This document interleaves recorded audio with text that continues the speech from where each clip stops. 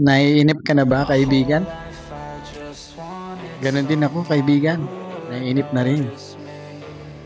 Kaya nung gumanda ang panahon, sinamantala ko ang pagkakataon. Kaya tara, road trip tayo. I just wanna be great. Yeah, I just wanna be great. Yeah, I just wanna be great. Yeah, yeah, I just wanna be great. So, good morning mga ka-road trip. Welcome back to my channel. Tayo ay magro-road trip. Kumbaga, ito ay lugaw ride. Binigyan tayo ng magandang panahon ni Lord. Thank you. Tagal-tagal na rin ako hindi nakapag-upload. Siguro last month pa, yung huli kong road trip sa Zambales pa yun. Kasi maganda yung panahon ngayon. So, samantalahin natin yung pagkakataon. Kasi ulan ulan, kaya mahirap na rin bumiyahe ng umuulan. Baka magkasakit pa tayo. So, meron rin patagalin pa. Punta na tayo sa... Actually, wala akong final destination na o tinatarget na destination. Kumbaga, kung saan ako maisipan sa kalagitnaan, baka doon na lang ako pumunta. Ang biyahe ko to ay lugaw ride lang. So, parang maghahanap lang tayo ng malulugawan. Tapos may magandang view. O makapagkape man lang bago tayo dito sa bahay namin. So, tara na. Huwag na natin patagalin pa. Let's go! So yun na nga, andito na ako sa Kaipian. So pinag-iisipan ko habang nagmumotor kung saan talaga ako pupunta. I think doon sa may bundok na yon, doon sa may part ng bundok na yon, doon ako pupunta. Pwede ako mag-Bitbit River, Bitbit Bridge, o kahit doon lang sa may Ipod ng view deck. Okay naman doon eh. Nga pala, correction yung kanina nasabi ko final destination. Ano to, katapusan ko na. Subject destination. Wala po kasi akong subject destination kanina pang pinaplano. So nagising lang ako ng maaga, gusto ko lang maglugaw. So ginawa ko ng road trip. So lugaw ride na to. So tara, let's go. Doon tayo, papunta tayo sa may Ipod Dam View Deck. Yun yung pupuntahan natin. May mga kainan doon. Sana bukas. Sana naka-open sila. Sabado ngayon, sana nga naka-open. Para meron tayong makainan na maayos-ayos doon. Ito po ay Kaipian Road. So, nadaanan na natin yung viewing deck dito na pinagawa ni Mayor Arthur Robes. So, sumikat na rin itong AR, I Love AR, SJDM nakalagay. Sumikat na rin to dito eh, kasi para siyang overlooking, parang Little Tagaytay dito sa amin, sa San Jose del Monte. So ang dadaanan natin yung sa may Norsagaray, yung Bigte. Sana hindi matraffic sa may Citrus. Medyo matraffic doon eh, pero sana hindi.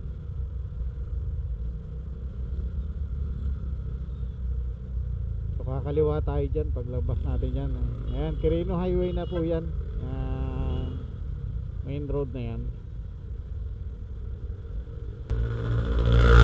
Maganda rin doon sa Mount Balagbag. Pagka ganito uli yung panahon, nakatsambahan ko ng ganyan, tapos medyo sinipag-sipag ako, papanik tayo doon. Ayun yung Mount Balagbag. Papanik tayo doon sa Mount Balagbag. Pero iiwan ko na tong motor doon sa may barangay. Tapos maglalakad na tayo. Kasi hindi naman to makakapanik tong motor ko doon eh. Tinry ko to dati. Umiyak lang yung clutch lining ko. Nasusunog siya. Nangangamoy. Nung bago-bago to, sinubukan ko dati, pumanik ako doon. Hala, hindi kaya, hanggang kalahati lang. Tapos basta pag start doon sa may mga bato-bato doon, hindi nakakayanin talaga. So sunog lang clutch lining. So kawawa lang ang scooter. Pang enduro kasi talaga yun eh.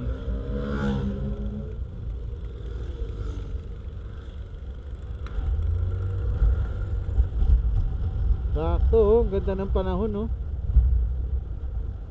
Pero ayon sa weather forecast,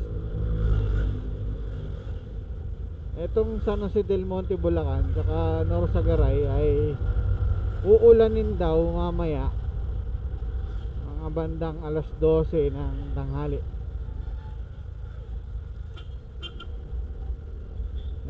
Hindi ko lang alam kung accurate yun,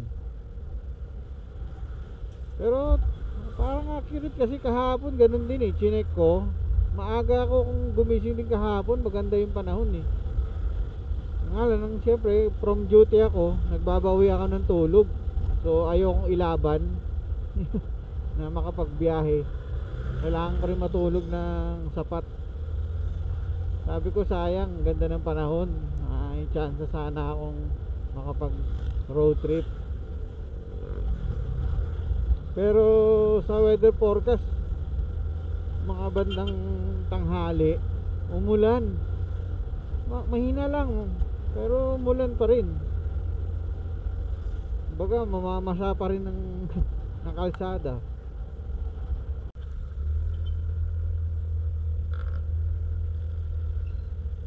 Ito na, malapit na tayo sa boundary ng San Jose del Monte. Ito na, Norsagaray na ako.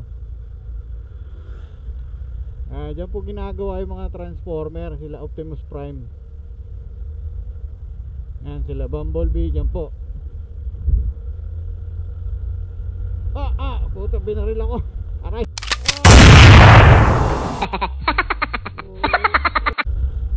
Loko yun rin. Ito na yung rotonda. So from there, right tayo, kanan. Yung kaliwa kasi papunta ng ano yun eh, Menuyan. Aga makalabas ka, papunta na ng Angat.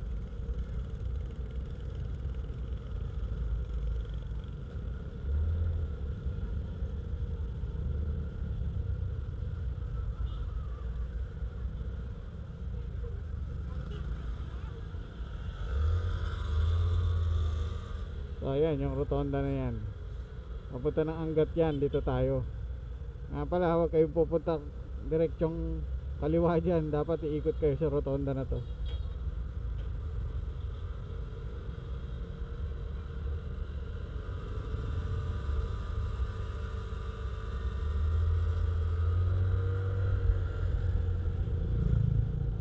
Dito masarap din mag road trip dito eh, kasi fresco yung hangin. Mountain View Park, Norsagaray. May entrance na 10 pesos lang. So kung tamang pahangin ka, pwede dun. May tindahan sa baba, sila yung may-ari, doon ka na magbabayad. Masarap siya tuwing hapon. Pwede rin nga palang magano doon, camping. Kasi para siyang campsite eh.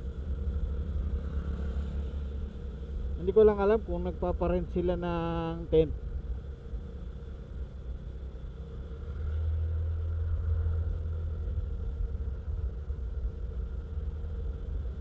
Pero maganda yung area niya, pwedeng mag-camp siguro.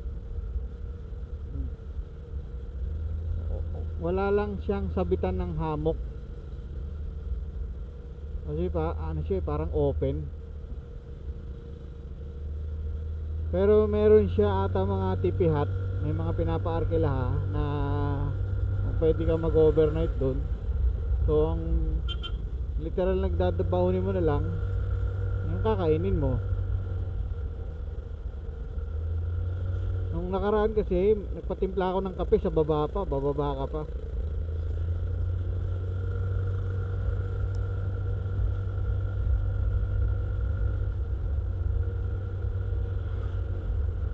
Ganda, sarap oh, lamig ng hangin kahit mainit na yung araw oh. Sarap pala sa umaga rito. Tuwing hapon kasi ako nadadaan dito eh.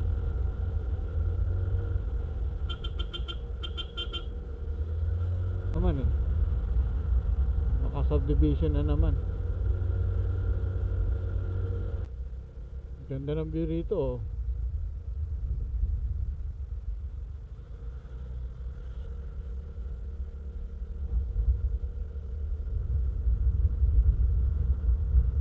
pala sa baba. Hindi. Akala ko ilog.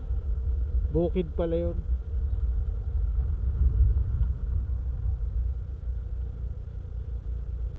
Ito na pala yung ano ko, yung napupuntahan ko na ano, Mountain View Park. Ito. So ano siya oh, maganda sana dyan sa taas.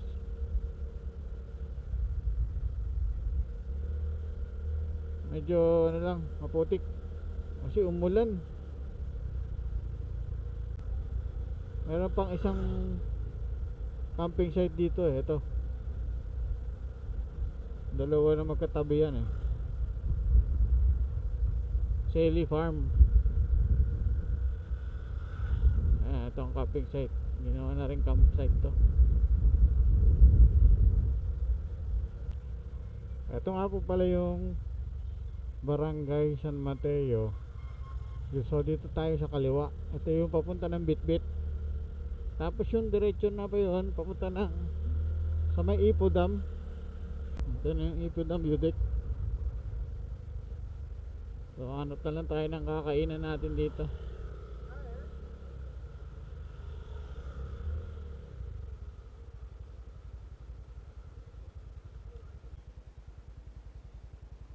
Bulalo, Silog, Pares. Bulalo, Silog, Pares. Pwede na dito. Park na lang tayo. Yung lugaw ride ko naging silog ride. Walang lugaw. Pero okay na to. Importante naman makapag-relax tayo. Ayan. Makakita ng mga ganyan tanawin. Ganda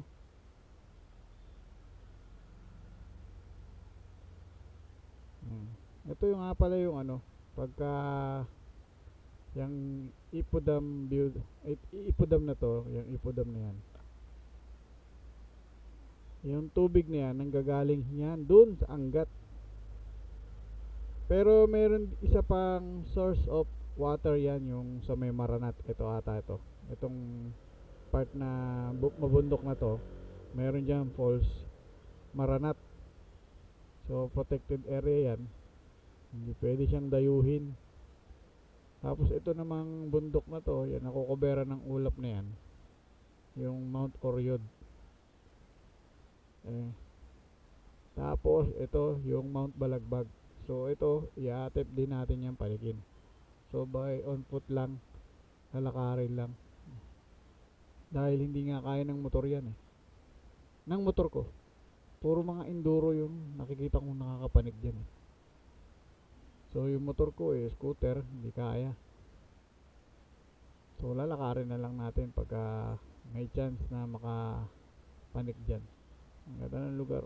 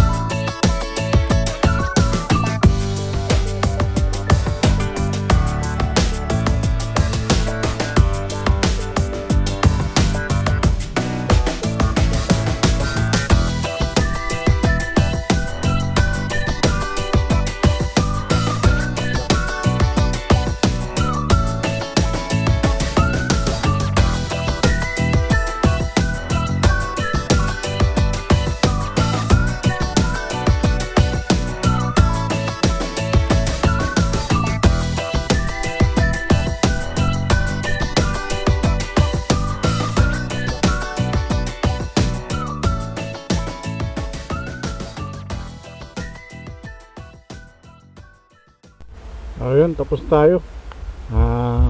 Baba naman tayo sa Bitbit. Ate, thank you.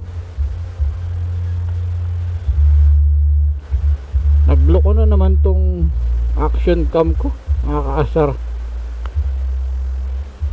Biglang bumabalik dun sa factory setting niya. Nawala na naman yung gyro sensor. Nag-off na naman. Tapos lumabas yung timestamp na naman. Ay nako. Parang kailangan na talaga magpalit Napahiya na ako ng SJ cam SJ cam. Ano nangyari? Pagkakaganito tong bagay kasi luma na rin kasi to. Mapakinabangan pa nga natin kahit pa paano. So ngayon naman baba tayo sa Bitbit.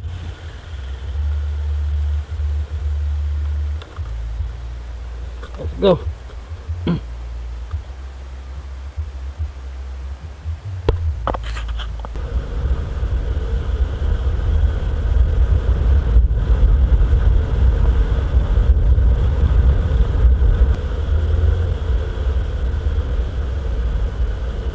Sarap ng hangin, no? Presko. Ang lamig.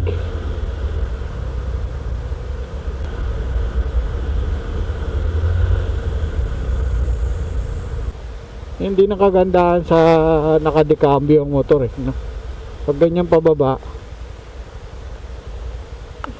dapat nakalogger ka lang para nag-engine brake. Pag ganitong scooter magpi-free wheel to pababa kaya preno mo pitik-pitikin mo na lang yun. Pag hinawakan mo naman ng matagal iinit, baka hindi na kumagat, disgrasya aabutin. Kita nyo, forest na forest, ano?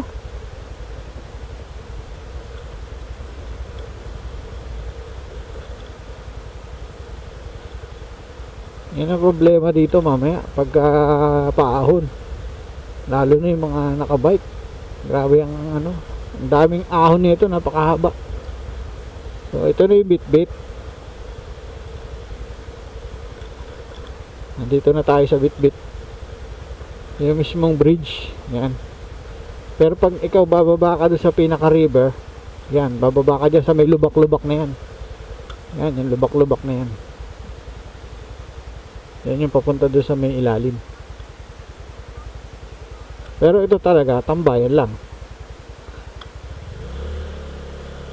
Hindi ka na makakalagpas doon, hanggang dito ka na lang. Diba? Ang ganda yun.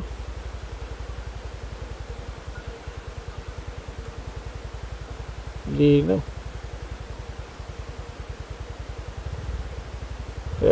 Yan din yun yung papunta dun sa niliguan namin. Yan. Papunta rin yan ng yung Maramo. Yan, papunta ng Triple P campsite. Basta marami dyan yung mga liguan dyan sa ano, papunta ng dun yan sa may Pugpug hanggang makarating din ng Bustos Dam yan, yung tubig nyan. Dito tayo sa kabila, silip tayo ito naman yung sa kabila, yan no. Sarap oh, sarap lang, grabe taas oh, kabilaan pala dito. May entrance na kasi dyan kaya ayaw kong bumaba. Mag-entrance pa tayo, so dito na lang tayo. Silip lang naman. Silipin lang natin. Kasi after ko dito, babalik na ako sa shop. Magbubukas naman kami shop. Ayun dami. May naliligo. Ang sarap lang. Sarap lang. Ang ganda, maano ngayon ang agos ng tubig kasi nag-uulan na So yung tubig bukal dun sa Maranat ngayon siguro malakas. So pag ang Angat nag-open ang spillway niya, nag-open ang gate, maapaw rin to. Minsan tumataas yung level ng tubig dyan. Ganda Tama talaga. Nature trip, pag nature tripping ka talaga dito magandang puntahan tong Bitbit. Mga motor, mga ano dito, karamihan mga jumper. Ayun pala, welcome Barangay San Lorenzo. Yan pala. So San Lorenzo to, itong barangay na to. So meron na diyang ano, nagbabantay. Hindi ka na makakapasok. Nagbabawalan na dyan kasi private property na yan. So silip lang tayo. Silip ko lang naman tong ano, part naman na kasi to ng Sierra Madre.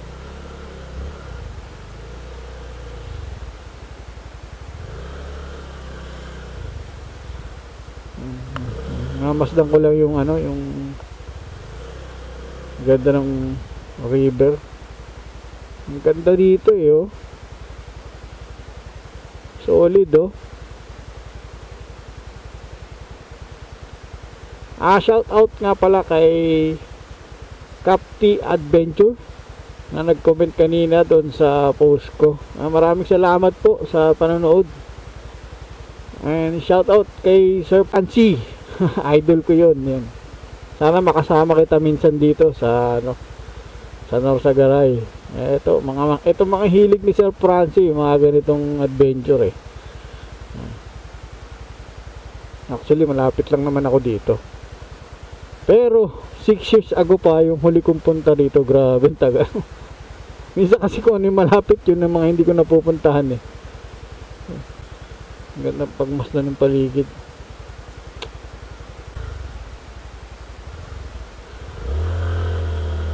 Tayo natin lumilim.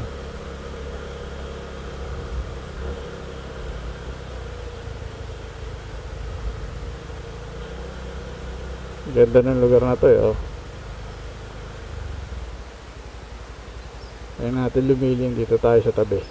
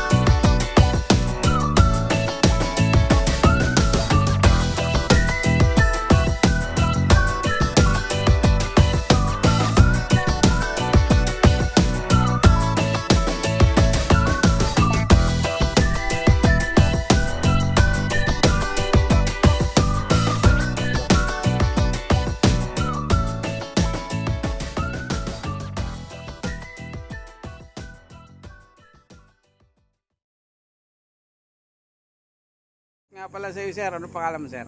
Roland. Shoutout, Sir Roland. Ang ganda nung napuntahan namin. Kataon, lumilim kami dito. Biro mo, aahunin niya pa to. Grabe yung aahunin nyo.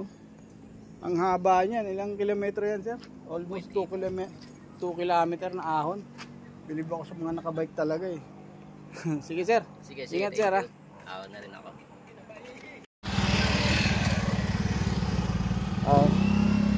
Okay na mga kaibigan, mga ka-road trip. Tayo uuwi na kasi baka abutan pa tayo ng ulan. So kagandahan dito sa mga ganitong biyahe, di ba? Nagkakaroon ka ng kaunting kaibigan. Tulad nun, Kuya Roland. Kaunting chit-chat, kaunting usapan sa biyahe-biyahe. Nagmumotor din pala siya.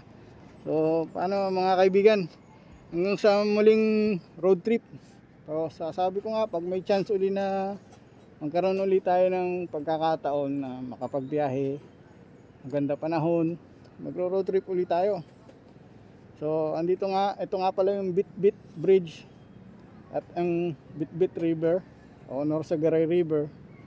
Ayan, galing sa may ano. So hanggang sa muli, kung magkaroon uli tayo ng biyahe, babiyahe uli tayo mga ka-road trip. So maraming salamat sa mga sumusuporta at sa mga nanonood. Shoutout sa iyo, Capture Adventure.